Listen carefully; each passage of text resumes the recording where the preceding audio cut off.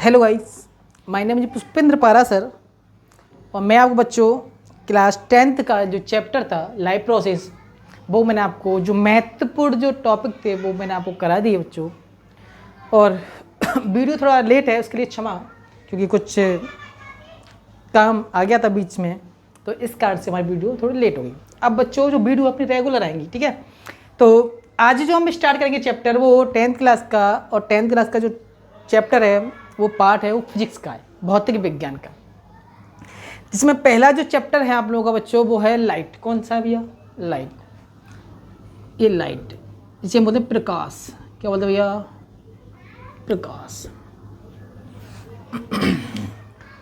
तो इस चैप्टर को पढ़ने से पहले मैं आपको कुछ थोड़ी जो बातें हैं प्रकाश के बारे में वो मैं आपको बता देता हूँ कि प्रकाश क्या होता है, क्या नहीं होता, ठीक है, क्या काम आता है, ठीक है। वो सारी बातें हम कर लेते हैं थोड़ी सी 2 मिनट में। तो ये चैप्टर जो है इसका नाम है प्रकाश, लाइट। और मैं कहूँ आपसे कि प्रकाश क्या है, आप पूछो कि प्रकाश क्या है सर, तो मैं आपसे बोलूँ कि प्रकाश एक ऊर्जा का रूप है। क्या है? प्रकाश एक ऊर्जा का रूप है। क्या भैया? कि प्रकाश क्या है? एक ऊर्जा का रूप है जिसके कारण वस्तुएं दृश्य होती हैं। कि मैंने कहा प्रकाश क्या है कि सर प्रकाश एक ऊर्जा का रूप है जिसके कारण वस्तुएं दृश्य होती हैं। भाई अपन लोग कब देख पाते हैं? जब प्रकाश होता है। मान लो मैं यहाँ पे इस मार्कर को देख पा रहा हूँ, क्यों देख पा रहा हूँ? ये प्रकाश है, ठीक है। आप किसी वस्तु को देख पा रहे हो, आपके सामने आपका मोबाइल रखा है, वो किस प्रकार से देखा? प्रकाश की उपस्थिति कारण। कि प्रकाश क्या है? एक ऊर्जा का रूप है। किसका रूप है सर? ये एक ऊर्जा का रूप है जिसके कारण वस्तुएं क्या होती हैं? दृश्य होती हैं। ठीक है बच्चों। अब बात आती है कि प्रकाश जो है ना, प्रकाश के अंदर कि धूल मिट्टी के जो कण पाए जाते हैं, किसके? तो प्रकाश के अंदर धूल मिट्टी के जो कण पाए जाते हैं बच्चों, इन कण को बोलते हैं फोटोन कण। क्या बोलते हैं? फोटोन कण। क्या बोलते हैं? फोटोन कण। और फोटोन कण को नाम देने वाला जो वैज्ञानिक था ना वो था आइंस्टीन। कौन था? आइंस्टीन। कौन था बच्चों? आइंस्टीन। आइंस्टीन ने सर्वप्रथम इनको जो प्रकाश के अंदर जो उपस्थित कण जो हैं, धूल मिट्टी के जो कण वो है, उन कण को नाम दिया फोटोन। ठीक है।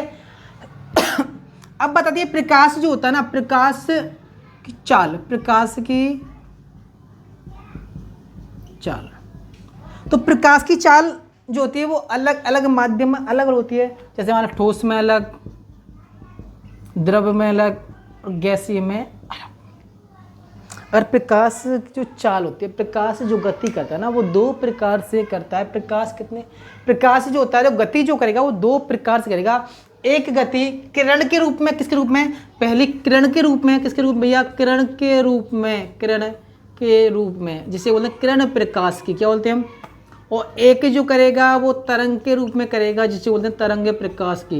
एक करेगा तरंग के रूप में जिसे बोलते हैं तरंग प्रकाश की। ठीक है भैया। मैंने आप लोग क्या बताया कि प्रकाश क्या है? कि प्रकाश एक ऊर्जा का रूप है जिसके कारण वस्तुएं दृश्य होती हैं। प्रकाश के जो कण जो होते हैं ना बच्चों वो फोटोन कण कहलाते हैं, और फोटोन कण जो नाम दिया था वो आइंस्टीन ने दिया था। ठीक है। फिर उसके बाद बताया कि प्रकाश की जो चाल जो होती है ना वो अलग अलग माध्यम में अलग अलग प्रकार अलग अलग होती है। कि प्रकाश की चाल अलग अलग माध्यम में अलग अलग होती है। फिर बताया कि प्रकाश जो है वो 2 प्रकार से गति करता है। तो किरण के रूप में जिसे हम किरण प्रकाश की कहते हैं, और एक तरंग के रूप में जिसे हम तरंग प्रकाश की कहते हैं। देखो अगर मान लो मैं प्रकाश को एक किरण के रूप में मानकर उसका अध्ययन करूं, प्रकाश को मैं एक किरण के रूप में मानकर उसका अध्ययन करूं तो उसे बोलते हैं किरण प्रकाश की। और अगर मैं प्रकाश को एक तरंग के रूप में, किसके रूप में? एक तरंग के रूप में मानकर उसका अध्ययन करूं तो उसे बोलते हैं तरंग प्रकाश की। ओके बच्चों, बिल्कुल। सॉरी। अगर किरण प्रकाश की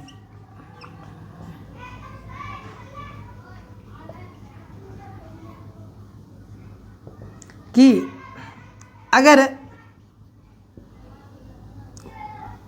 प्रकाश को किरण के रूप में किसके रूप में? किरण के रूप में मानकर उसका अध्ययन किया जाए तो वह किरण प्रकाश की कहलाती है। किरण प्रकाश की कहलाती है। ठीक है बच्चों, अगर मैं प्रकाश को किरण के रूप में मानकर उसका अध्ययन कर रहा हूँ, उसके बारे में जान रहा हूँ, तो वो क्या है? किरण प्रकाश की। उसी प्रकार से तरंग प्रकाश की क्या होती है? अगर मैं प्रकाश को अगर तरंग के रूप में मानकर उसका अध्ययन करूँ तो उसे बोलते हैं तरंगे प्रकाशिकी। ठीक है बच्चों, बात समझ आई? कोई समस्या, कोई दिक्कत? आगे चलें? ठीक है, इसका आप स्क्रीनशॉट ले सकते हो बच्चों।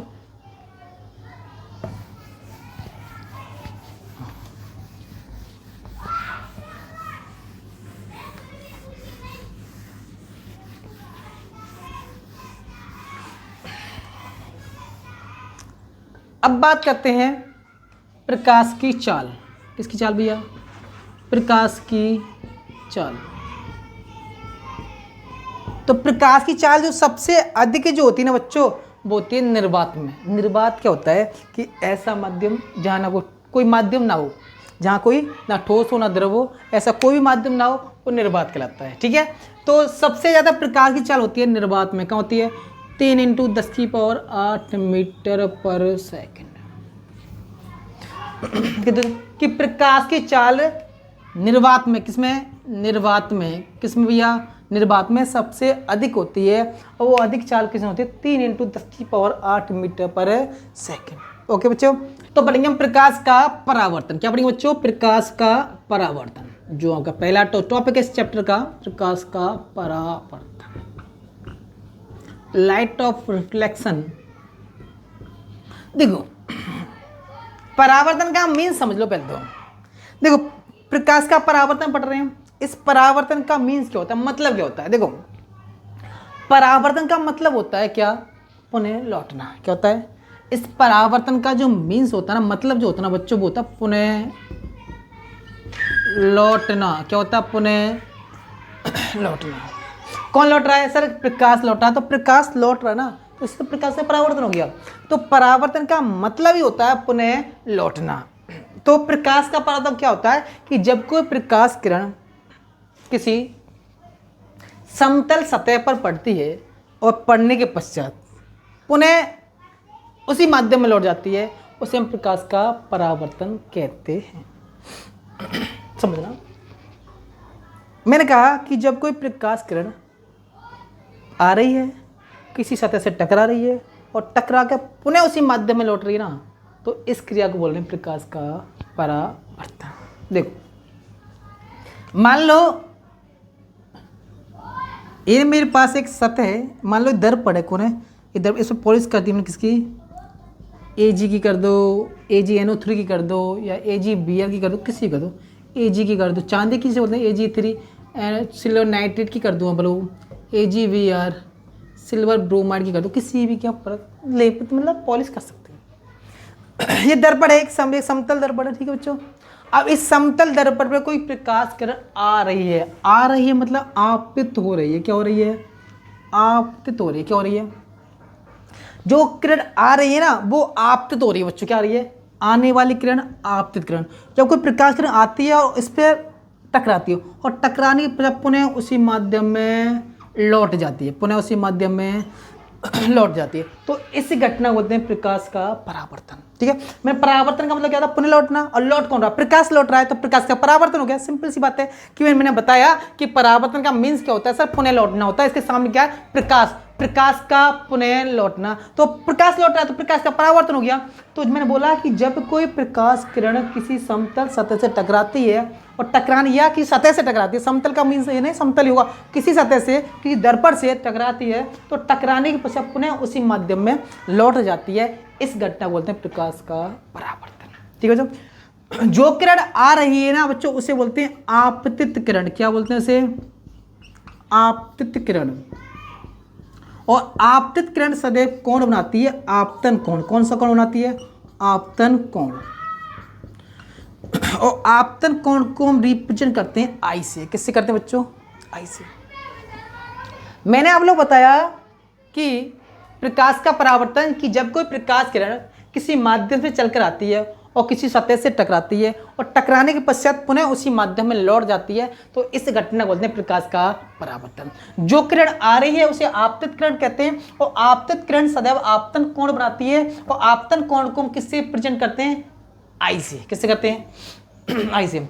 और जो किरण जा रही है ना बच्चों, इस किरण को बोलते हैं परावर्तित किरण। कौन सी किरण होती है बच्चों? परावर्तित किरण। और परावर्तित किरण को, परावर्तित किरण जो होती है ना, वो परावर्तन कोण बनाती है। कौन सा कोण बनाती है भैया? परावर्तन कोण बनाती है। और परावर्तन कोण को रिप्रेजेंट करते हैं हम स्मॉल आर से। कैसे करते हैं? स्मॉल आर से। ओके, अब मैं बीच में डाल दूं, मैं अभिलंब क्या डाल दूं? ये जो काल्पनिक रेखा होती है, ये अभिलंब जो होती है ना बच्चों, ये काल्पनिक रेखा होता है। कैसे रेखा होता है? एक काल्पनिक रेखा मानी जाती है अभिलंब। क्या मानी जाती है? अभिलंब। इससे हो गया अभिलंब। क्या हो गया बच्चों? अभिलंब। ठीक है, ओके।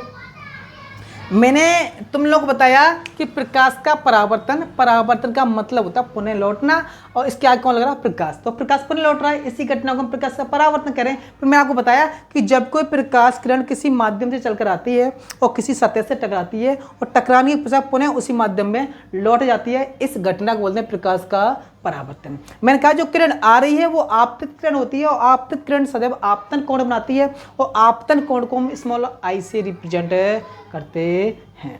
उसके बाद बताया जो किरण जो जा रही है उसे परावर्तित किरण कहते हैं और परावर्तित किरण जो होती है ना, वो परावर्तन कोण बनाती है और परावर्तन कोण को हम रिप्रेजेंट करते हैं स्मॉल आर से। ठीक है बच्चों, ओके, बात समझ आई? कोई समस्या? ये जो चित्र है आप लोगों का, ये चित्र है आपका प्रकाश के परावर्तन की घटना का। ओके, अब बात करेंगे कि परावर्तन की शर्तें हैं। क्या होती है? शर्तें। सॉरी, कि परावर्तन की शर्तें आपसे 2 नंबर में पूछ सकता है कि परावर्तन की शर्तों को लिखिए। तो पहली शर्त क्या होती है बच्चों? कि वो सुनना कि भाई शर्त में पहली शर्त जो होती है, शर्तें, परावर्तन की शर्तें, पहली शर्त होगी इसमें कि भाई परावर्तन क्रिया में, परावर्तन की क्रिया में आपतित किरण कोमा परावर्तित किरण कोमा परावर्तित किरण व अभिलंब, अभिलंब तीनों एक ही बिंदु पर स्थित होते हैं। देखो, मैंने कहा आपतित किरण, अभिलंब और परावर्तित किरण तीनों एक ही बिंदु पर स्थित है, नहीं है? है ना बच्चों? कि आपतित किरण, अभिलंब और परावर्तित किरण तीनों एक ही बिंदु पर स्थित है। पहली शर्त हो गई कि भाई आपतित किरण कोमा परावर्तित किरण व अभिलंब तीनों एक ही बिंदु पर स्थित होते हैं। दूसरा बताया कि परावर्तन की घटना में, परावर्तन की घटना में आपतन कोण, कौन सा कोण भैया? आपतन कोण सदैव, सदैव परावर्तन कोण के, सदैव परावर्तन कोण के समान होता है। कैसा होता है? ये कोण आई बराबर कोण आर। ठीक है बच्चों, कि अगर ये वाला जो कोण है वो 30 डिग्री का है तो ये भी 30 डिग्री का ही होगा। अगर आपतन कोण 50 डिग्री का है तो ये भी तुम्हारा 50 डिग्री का ही होगा। अगर ये कोण आपका 45 डिग्री का है, कौन सा? आपतन कोण, ये तो ये भी 45 डिग्री का होगा। अगर मान लो परावर्तन आपतन कोण नहीं दे रखा, परावर्तन कोण दे रखा है, तो भी सेम रही कंडीशन। अगर मान लो परावर्तन कोण जो 35 डिग्री का है बच्चों, तो ये भी 35 डिग्री का ही होगा। ओके, तो ये मैं तुम्हें प्रकाश का परावर्तन, पूरा प्रकाश का परावर्तन जो टॉपिक था, परावर्तन था, वो मैंने आपको करा दिया। एक बार रिवीजन सुन लो। मैंने आप लोग क्या बताया कि प्रकाश, ये प्रकाश का एक ऊर्जा का रूप है जिसके कारण वस्तुओं को देख पाते हैं, दृश्य होती है। फिर बताया कि प्रकाश के जो कण होते हैं ना बच्चों, वो फोटोन कण कहलाते हैं और फोटोन कण जो नाम दिया था वो आइंस्टीन ने दिया था। ठीक है बच्चों, उसके बाद बताया कि प्रकाश जो गमन करता है, चलता है, वो 2 तरीके से चलता है। एक तो किरण के रूप में, एक तरंग के रूप में।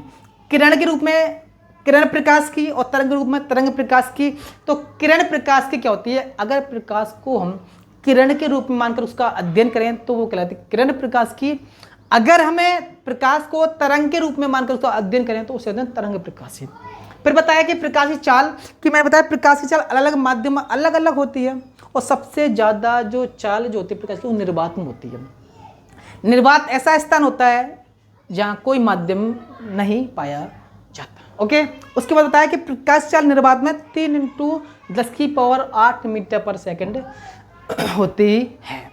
फिर दूसरी बात बताई कि प्रकाश की जो प्रकृति है ना बच्चों, प्रकाश की प्रकृति जो होती है द्वैत होती है। कैसे होती है, प्रकाश की प्रकृति द्वैत होती है। कैसे होती है, द्वैत। ठीक है, बताए ना किरण प्रकाश की तरंग प्रकाश, तो 2 रूप होते हैं, तो द्वैत प्रकृति होती है प्रकाश की। और उसके बाद बताया मैंने प्रकाश का परावर्तन। मैंने बताया कि परावर्तन का मतलब होता है, अर्थ होता है पुनः लौटना। ठीक है, कौन लौट रहा है कि प्रकाश, तो मैंने बताया कि प्रकाश का परावर्तन, परावर्तन का मतलब क्या होता है, पुनः लौटना। ठीक है, तो मैंने बताया कि जब कोई प्रकाश किरण किसी माध्यम से आती है और किसी सतह से टकराती है और टकराने के पश्चात पुनः उसी माध्यम में लौट जाती है, तो इस घटना को बोलते हैं प्रकाश का परावर्तन। ठीक है, फिर मैंने परावर्तन की शर्तें बताई कि परावर्तन की शर्तें में पहली शर्त बताई कि प्रकाश के परावर्तन में जो किरण आती है उसे हम आपतित किरण कहते हैं, और आपतित किरण जो होती है वो आपतन कोण बनाती है, और आपतन कोण को हम आई से रिप्रेजेंट करते हैं। उसके बाद बताया जो किरण जा रही है उसे परावर्तित किरण कहते हैं, और परावर्तित किरण जो होती है वो परावर्तन कोण बनाती है, जिसे स्मॉल r से प्रदर्शित करते हैं। उसके बाद बताया कि आपतित किरण, अभिलंब और परावर्तित किरण तीनों एक ही बिंदु पर स्थित होते हैं। दूसरा बताया कि आपतन कोण सदैव समान होगा परावर्तन कोण के, I बराबर कोण R, जी जितने का होगा उतना ही क्या ये होगा। ठीक है बच्चों, तो आज के लिए इस वीडियो में आज जो तुम्हारा टॉपिक था प्रकाश का परावर्तन वो मैंने कंप्लीट करा दिया है। अब जो इस चैप्टर की जो अगला टॉपिक है वो हम अगली वीडियो में कवर अप करेंगे। जब तक के लिए धन्यवाद।